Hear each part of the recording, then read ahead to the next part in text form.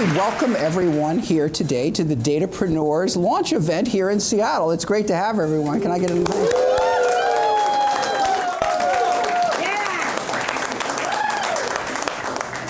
This is the first of 2 launch events I will be doing with my Datapreneurs that are part of all of this. We'll be doing a second launch in Mountain View next week as well. And it's great to have this panel as a part of the event. Some really esteemed panelists, which I'll introduce in a second. But it's fantastic seeing so many friends. Some of them are really old friends who I've known for, in some cases, over 30 years, literally over 30 years.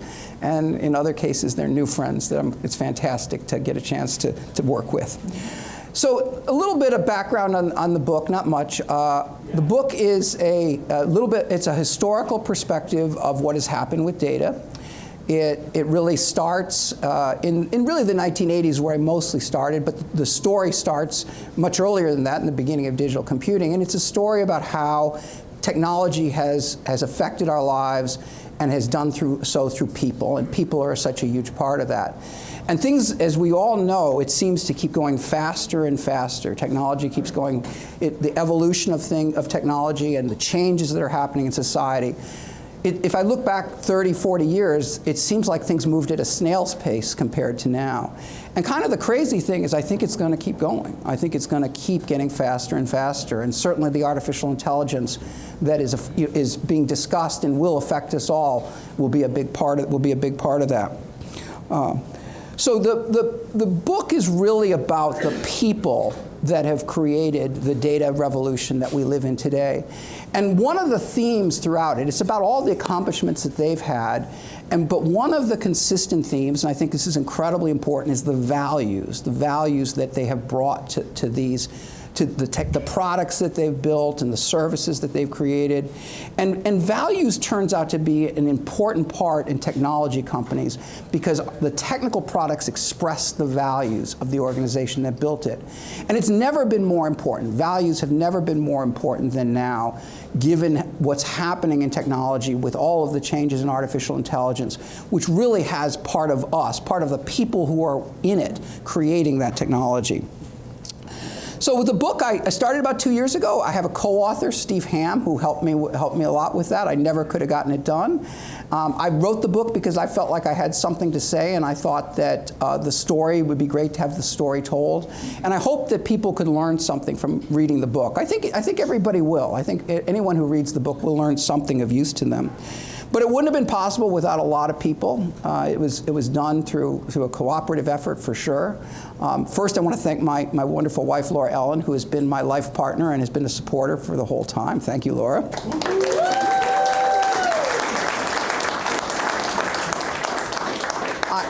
I mentioned Steve Ham, who's my co-author, but it's much more than Steve.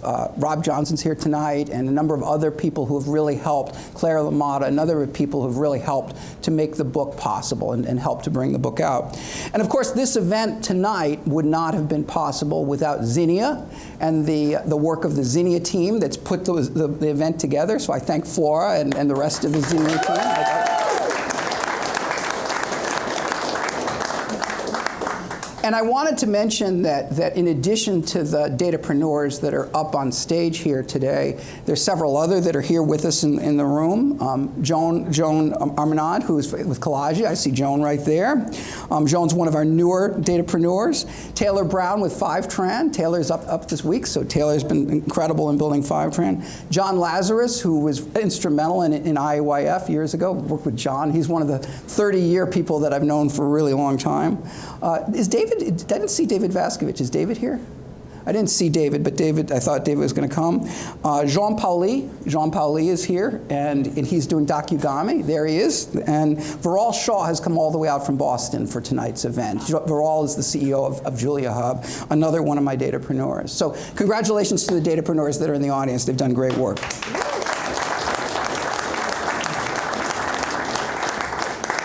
And as I look around, I see a lot of datapreneurs here. There are a lot of datapreneurs in the audience that I haven't pulled out and mentioned. But there are 3 on stage with me, and I want to talk about them. First, my good friend Jim Allchin, who was my mentor and coach for so many years. I worked for Jim more times than I can count, starting with Cairo and a couple times when I was desperate, I think. Jim is, of course, done amazing things for Microsoft. He's been an incredible technologist, but he's actually quite a bit more than that. I mean, he is an acclaimed guitarist. He's done a number of albums, including his Prime Blues album, which was #1 on the national charts, in the blues national charts. Pretty good. He's an incredible guitarist. He's incredible. Amir Netz, I worked with Amir when I was in Server and Tools, and Amir has really been the heart and soul of the business intelligence work. He's the primary technical leader at Microsoft that has created the business intelligence business that they have. SQL Server Analysis Services, which we worked on together, that's very much his product, and it is everywhere. It was such a strong product that Microsoft created. And there's this little tool called Power BI that he's also responsible for from a technical perspective. Amir is now working with the broader data team at Microsoft, and there's a number of folks here tonight from that data team, and they've just announced a really incredible new product in Microsoft Fabric, and Amir will have a chance to talk a little bit about this. So welcome, Amir.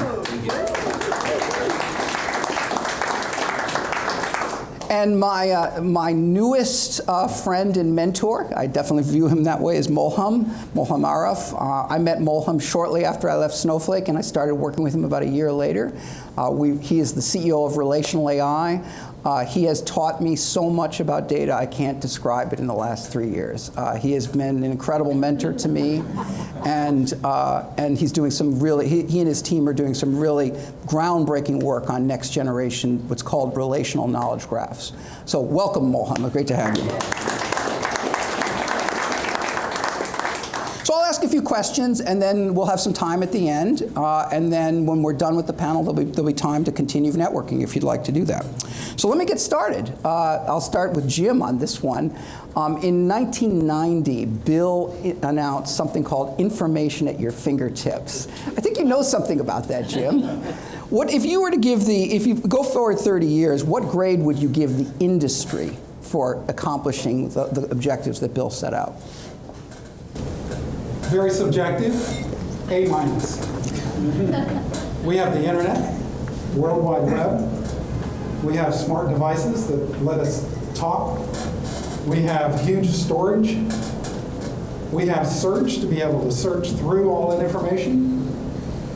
Social networks to let us find more information. And on the downside, we have like too much information, and we have information we can't trust, and we have security and privacy issues because of all this information. We have a digital divide. I'm still thinking AI, personalization, that's great, but you get trapped in an echo chamber because that's all you see. It's trying to help you, but whatever. Anyway, summary, A-. And just a question, how do you think Microsoft did?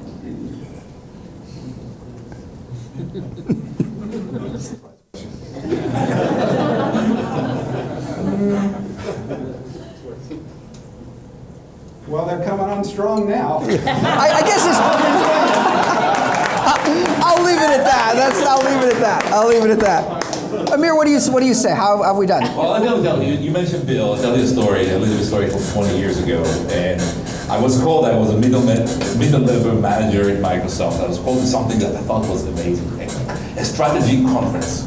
You guys know what it is, right? It's basically call all these middle managers to this offsite, and then you give it also the tasks, and senior managers go and rank you. And we don't know that. We didn't know, but you guys scored behind the scene whether you have a future at Microsoft. You're not going to have a future at Microsoft. I had no idea what was going on.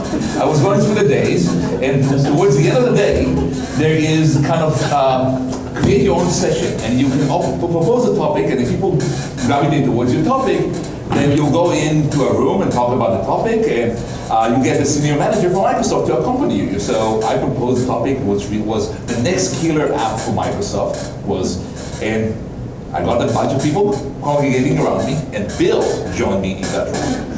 And I proposed, I said, I had an idea, I think that business intelligence could be a killer app for Microsoft. I knew that my career was ruined after that session. It was the worst idea you'd ever heard, I'm sure. Yeah, you ever heard of.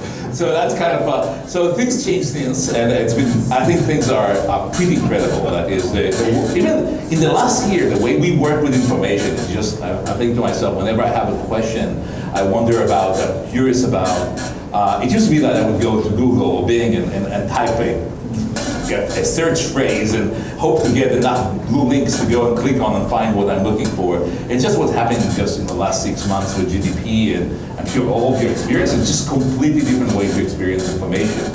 So I think things are changing fast, and I think that it's way beyond even what I could imagine 2 years ago. Yeah, it's certainly way beyond what I could imagine 2 years ago. Molham, what do you have to say? So A++++. I agree with everything Jim said, of course, but so my version of this, when you asked me the question, I was immediately went back to me being a student. So I went to Georgia Tech, and if you wanted to learn about something, you might get a name of the paper, have to walk up the hill to the library, go up the stairs to find the section, search for the publication, get it. There's a little photocopying room, you go, you photocopy the paper, you walk back down the hill, you go back to the door, and you start reading. Let's say I picked up a newspaper on some obscure dialogue thing, so I'm reader, I don't know where he is now, so there he is. And then, I start 3 paragraphs in, Radu says something about Herbert universes. I have no idea what that is. He's writing Moshe Bardi, basically, who's the only other person who can understand what he's writing, and so trek back up the hill, go in the library, find that paper, and just today it's like... You just run a query down. Yeah, you just select what you want to know about, and you have a lot of access to information. So it's amazing. It's amazing. So if we think this is amazing, given all of the things that are coming with AI, we've seen so much with ChatGPT, GPT-4, whole set of things happening. How do you see products changing? And I'll start with Amir. You guys have just announced, Microsoft has just announced some really amazing things with regards to AI and business intelligence. Tell us a little about it, Amir. So we just released Microsoft Fabric, which is kind of the unified platform for everything that you need to do for analytics and data. And part of it, one of the big promises we have is really it's all powered by AI. And those co-pilots, those chat agents, are really a great part of the design where it kind of feels like you have this chatbot that sits next to you, and it's not just you asking questions, it actually can perform tasks for you. And it's like having this expert user sitting next to you, and if you don't know how to do something or you need advice, you can actually converse and it will actually do the work for you. And we see some of the things it can do, it's quite incredible, the productivity gains that users can get out of this. And in fact, it can give you ideas that you never thought about. It's even though you're experienced, but it's just like having this other person in the room with you and come with a completely different perspective. So that sounds interesting. I think I'll use that. And it really is changing how we think about how products should be designed, the productivity of the users, who can skill up. Things that used to be just, expert data engineers can do, now we can give to citizen developers because we have this AI to help them along.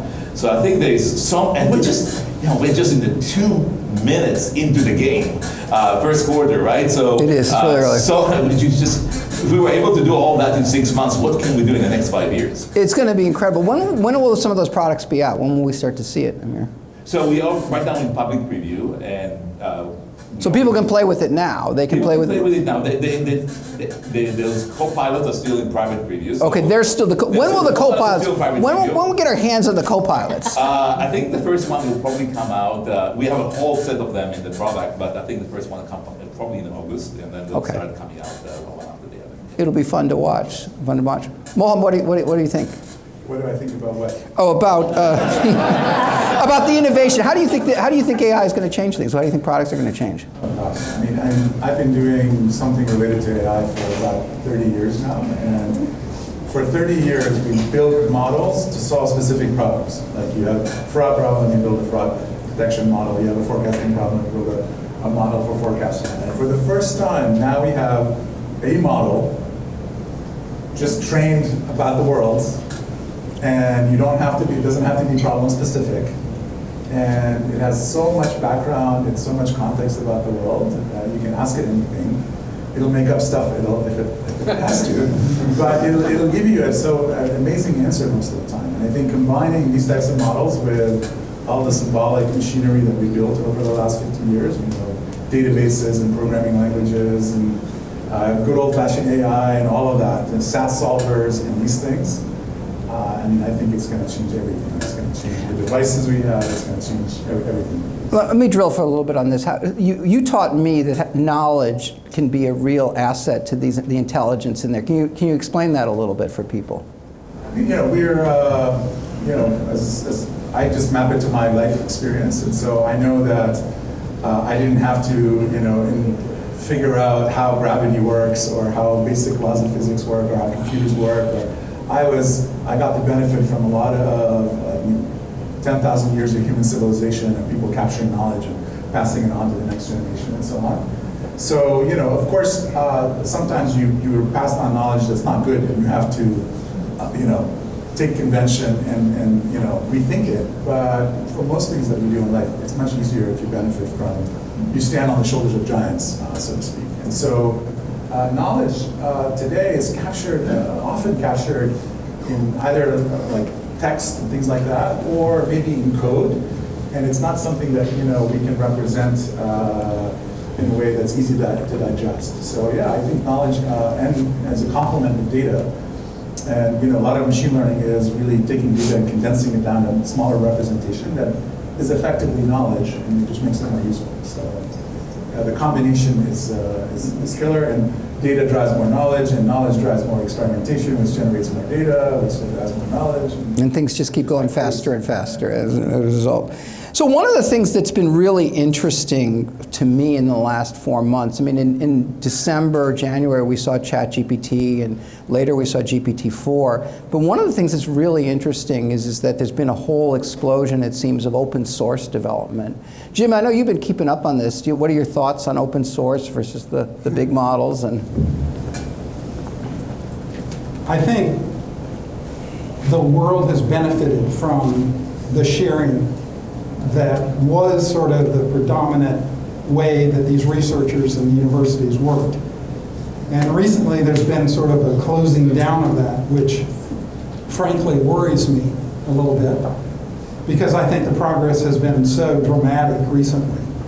So although some of the vector stuff is, Meta released this set of data that a lot of people have used, Stanford and other people have used,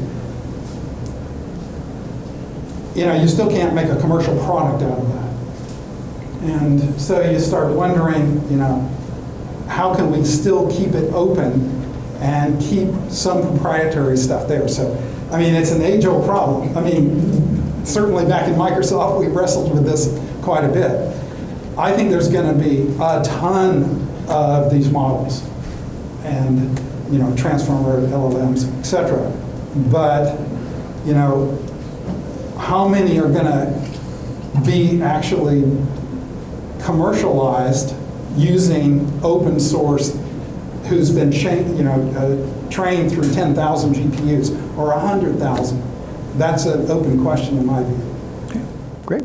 Amir, what do you say? What do you think about open source? Well, open we're clearly seeing this explosion, and I think we're just starting. And I think it seems like the barrier to entry of creating one more model is fairly small. Like the techniques are well known, and it's just coming down to compute power and to inputs. That's it. And it's on one hand, it's incredibly exciting, and on the other hand, you also realize that there are so many of those out there that will we ever be able to control? There's real fear. There's real fear. Where is it headed? Do we really understand how these things work underneath? Do we have any, I grew up on the Isaac Asimov books, and the 3 laws of robotics. I think many of us probably read the same books. And those 3 laws of robotics don't exist there. nobody knows what the boundaries of those models. Do they really understand right and wrong? Do they really have any kind of safety controls? And with all this explosion, you know, we see what we see, and I'm sure that many other models that we don't know that they're being developed. They're developed by bodies that don't necessarily want us to know about them, but they're there. And so this is also a scary proposition from my perspective. It's a time of a lot of change. What are your thoughts on open source models, Mo? I mean, I agree. The barriers to entry have been shockingly low. When I first started learning about these models, you know, you learn about the scaling laws. It's very simple. You know, more data, more compute, more capability, basically. But I thought maybe a barrier to entry, or the thing that would slow down open source, is that it costs so much money to train them that you would need to spend $100 million training one of these models or something like that, and that would keep the open source community out. But that hasn't been the case. I mean, these models are coming out and they're pretty good. But they're based on pre-trained data that they're getting the initial hit from somebody. The leaked Yeah. Facebook model. Yeah. The leaked. are on Hugging Face. Yeah. And so, and you mentioned, you know, does it know right from wrong? The answer is no.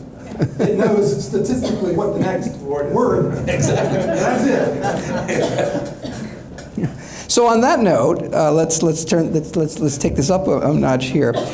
Will they ever become more than that, is this question. So people have been talking a lot about something called artificial general intelligence, which is computers that essentially have the capability of an average person. When do you think we'll have AGI, and what do you think it'll take to get there? Well, Amir, I'll start with you.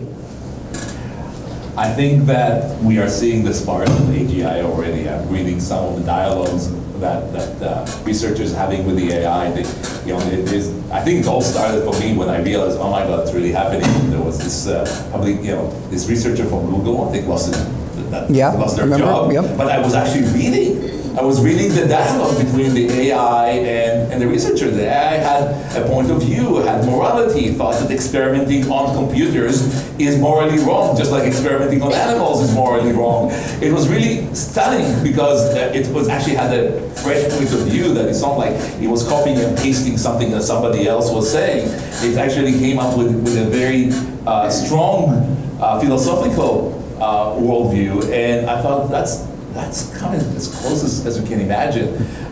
It's started to, many of us watched many years ago, not so many years ago, the movie Hair. If you remember that, an operating system that has a personality and the person fell in love with. So it's kind of, wow, we're actually getting there. We're not far away. We're not far away. Yeah. I don't know if they'll all disappear into another universe like they did in the movie, but it's not that far away. What are your thoughts, Mo? You have to be an optimist to do small companies, but I really think AGI is, like, for sure, I think super intelligence, like intelligence better than ours, like being able to see things that we can't even understand.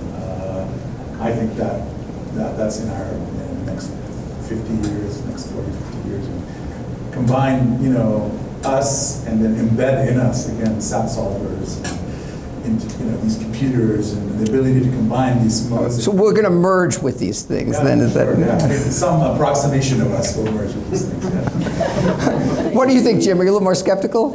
Yeah, I am. Why am I surprised? Well, 50 years, yeah, but this thing right around the corner, I mean, all this stuff is trained on what humans have done. So the creativity that it has is to take concepts that have already been there and perhaps put them together in novel ways. But it's not a spark of genius or an accident, which many inventions have come about that way. And,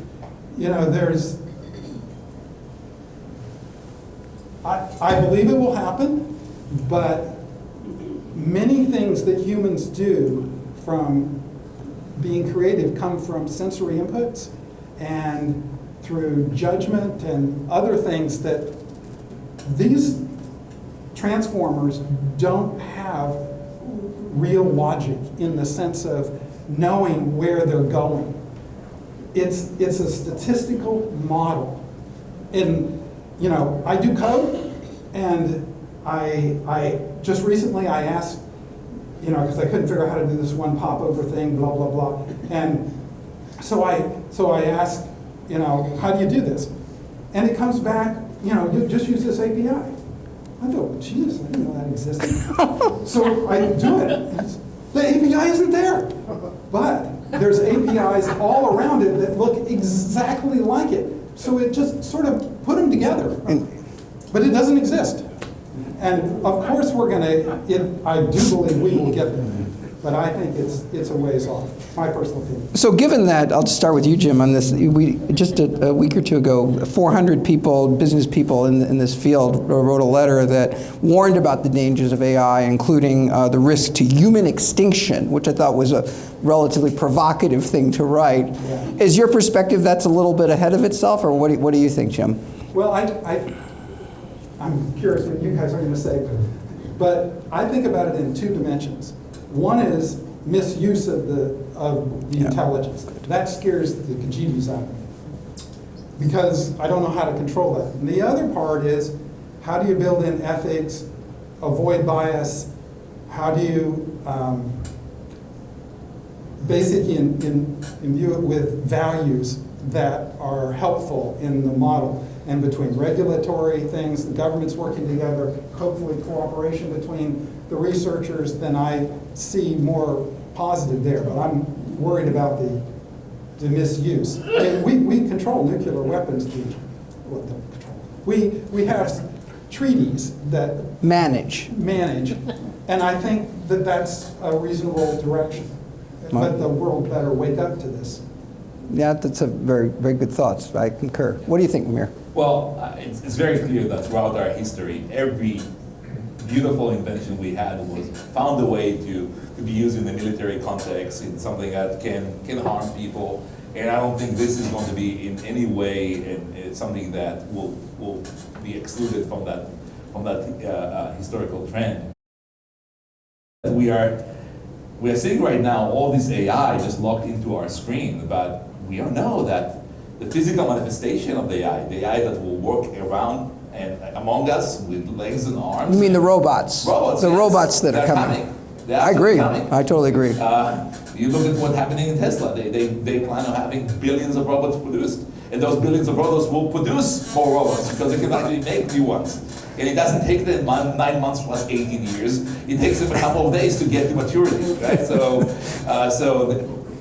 This could be very, very interesting. And you know, we also do movies, and I'm not going to mention names like Terminator and stuff like that, but it's possible. We might want Asimov's. We might need Asimov's laws then. That first one, that a robot may not harm a human or allow a human to come to harm.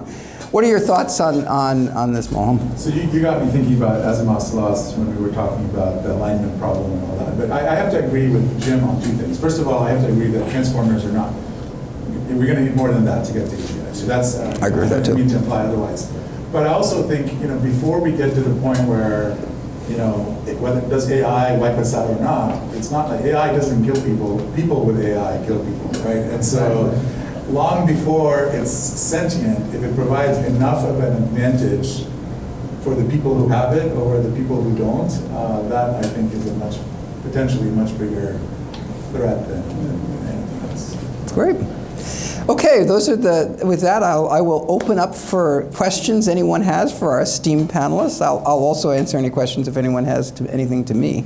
So I think you guys kind of segued into what I was thinking about. What you're talking about, what could happen as far as the datapreneurs and the people that are making this. What are your thoughts on responsibility for those creators? Okay, so the question from Rick is the responsibility. Let me start with Amir. What do you want to say? Because you're right in the middle of this right now. So look, we are trying to do our best, and I think all of us are aware that everything we do could be used in a negative way, and we're trying to make sure that it's not easy to do.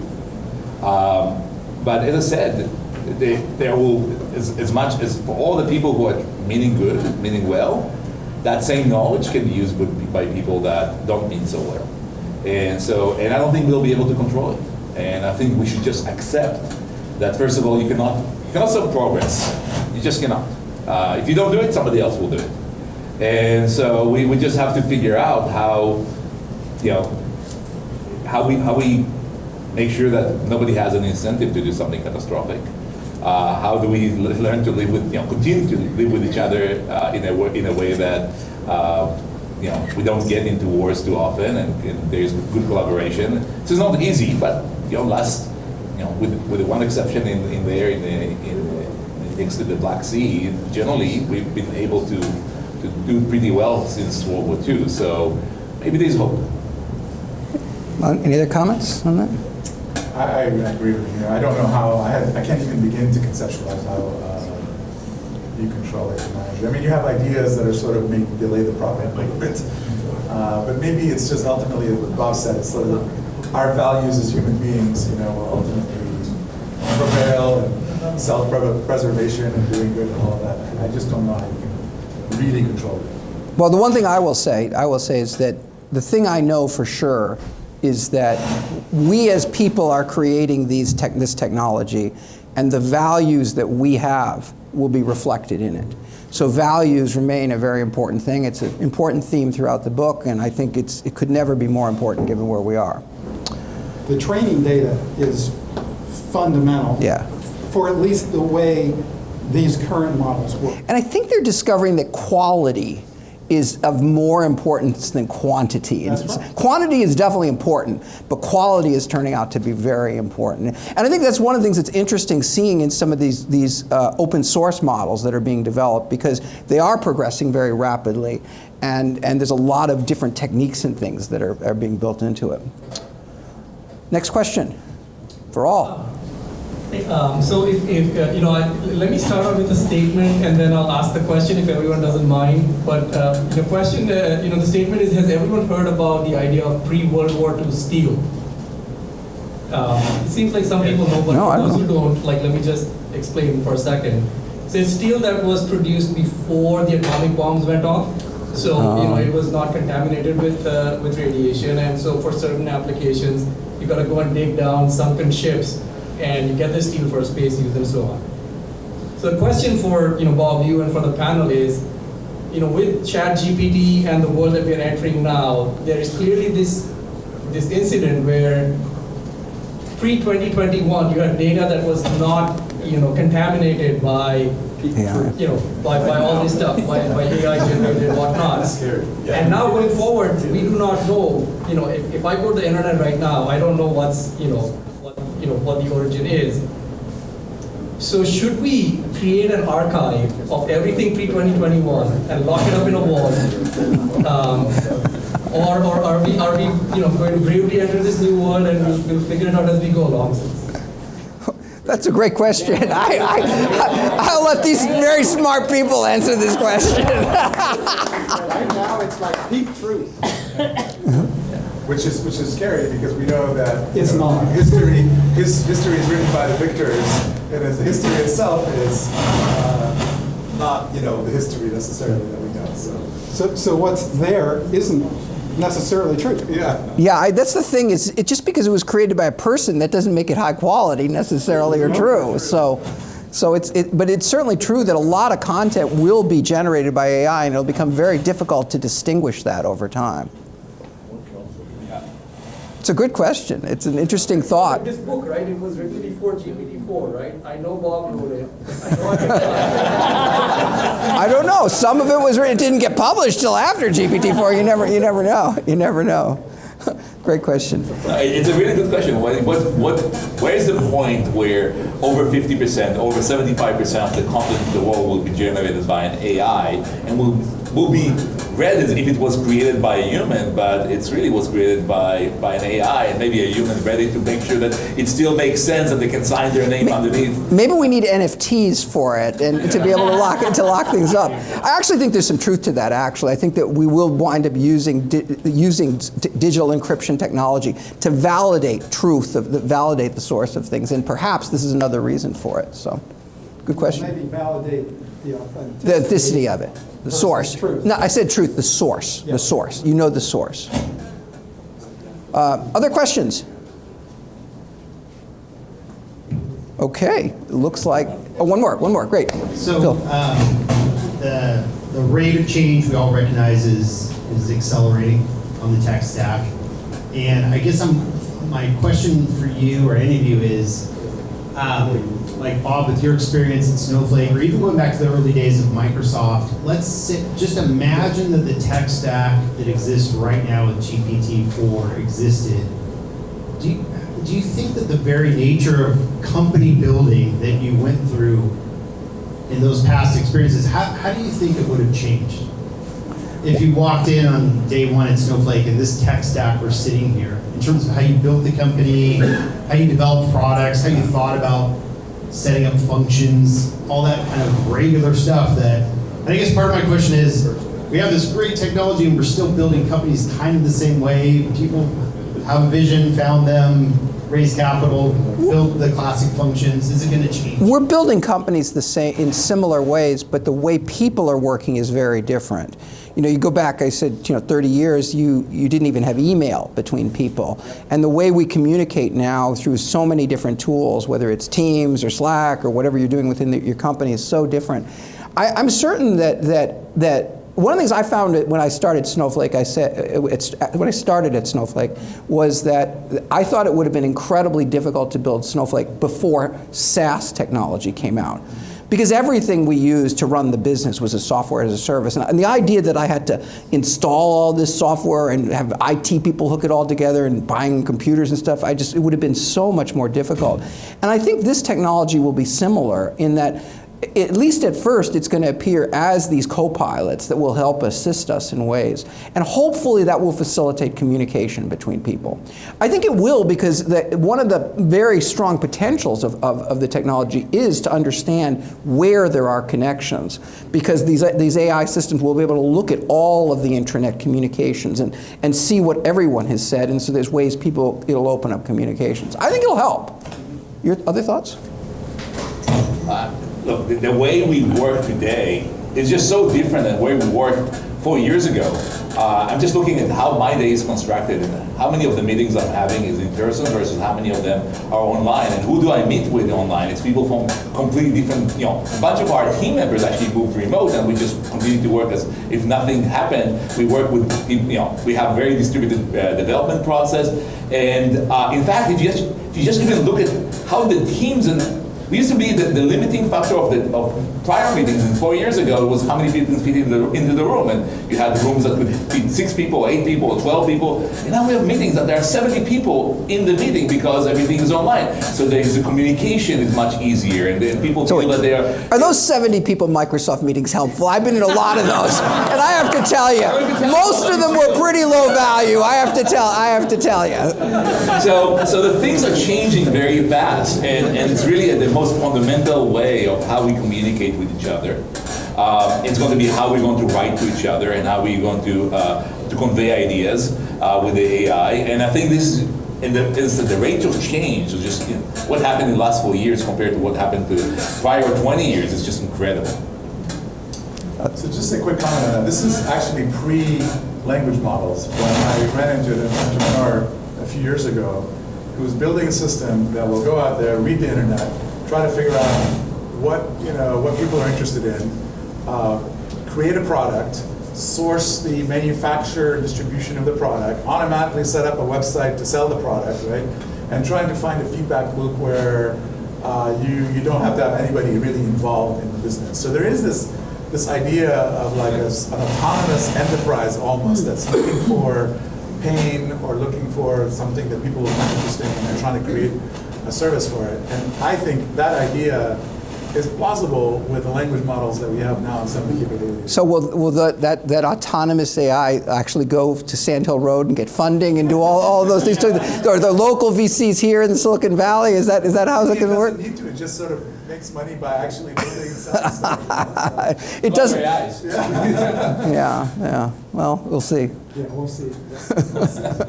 So picking up on the point that you made, if you look at the immediate issues and risks, there this explosion in derivatives of fake news, and and humans and language models creating more and more fake news, and so dealing with spyware and antiviruses, you had tools that were created to basically, combat that. Where are the tools that are going to help us? And let's just say lots of people will believe anything they read. We all sort of know the problem with that. How do we provide tools to help people discern? Your point was not necessarily truth, but essentially veracity, authenticity. Where do things come from? Because the equivalent of antivirus tools seems like a super important category when it comes to this. That's a company. There you go. Yeah. Yeah, I have aging parents, aging dad in particular, who thinks Microsoft will call him to try to sell him antivirus software all the time. I have to convince him, Dad, don't give anyone your credit card number, please. But I'd love for him to have a virtual assistant, and maybe it's created with some of these language models that will tell him, no, this is not your grandchild calling you, asking you for $500. This is, like someone that can be appropriately paranoid on his behalf, because I can't be next to him. So you can use this stuff to help in this way, right? So. Yeah, I think it's certainly true that people will try and do many bad things with AI, but AI can also help us to find some of those things and to root them out and identify it and eliminate them, get rid of them. Good question. Any other questions? We're pretty close to out of time. I can take one more question. This will be the last question. 10 years from now, do you think the world is more joyful and has more gratitude or less? So question is, 10 years from now, will the world have more joy and gratitude because of AI? I'll start with my top skeptic. Actually, it's a disruptor, right? It's truly one of the biggest disruptors we've had. So it's going to change a bunch of stuff. People will be able to make content faster and do other things that they haven't done, but it's going to put a bunch of people out of work, and they're going to have to be retrained.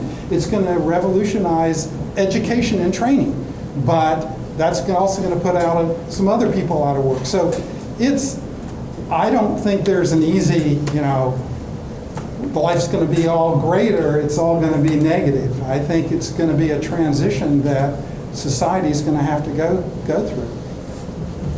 Yeah, I think we are heading into the unknown. We have no idea how the world 10 years from now will look like. All I can say, for sure, it's going to be very, very different than the world as we know it today. That's for sure.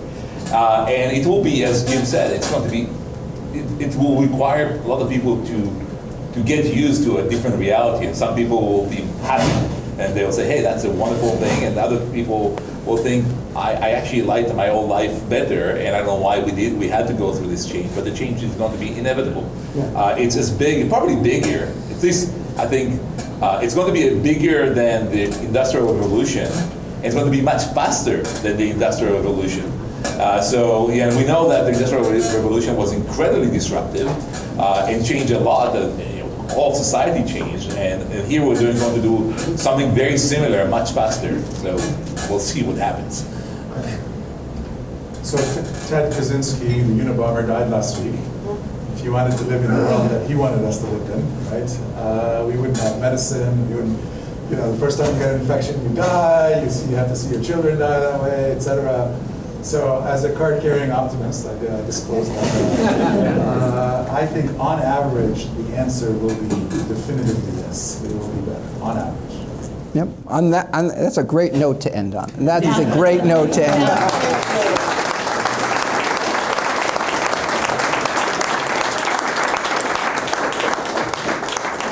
So I too am an optimist. I'm definitely a techno-optimist. I mean, I believe that while all of this technology will be very disruptive, that in general the arc of progress, including the arc of data evolution, innovation continues towards improvement in society and improvement in lives of people. I think it helps to bring people together and allows us to lead better lives. And I continue to have confidence that that's how this technology will evolve. But behind all of that is the people. There's the people that are building it and the values. We talked about values a lot tonight and how important that is in what they create. And what I know for sure is that people are creating this technology. And whether it's a tool that we use or it's an intelligent, super intelligent entity, it will be created by people. And in particular, it will be created by the type of people that are in this room tonight. The datapreneurs that are going to create it are the future technologists, and some of whom are here tonight, and many of them are all around the world doing innovation, and I think it's fantastic to see how things are going. So with that, I want to thank all of you for coming to the launch of the Datapreneurs here in Seattle. I appreciate it. I think we've had a great discussion with our panel. I thank our panelists. Thank you very much. And we still have another 45 minutes or so that we can stick around and network. And please everyone realize there is a signed copy of the book ready for you to take home with you. So please be sure and get one of those before you leave. So thank you all very much for coming. I appreciate it. I look forward to seeing you.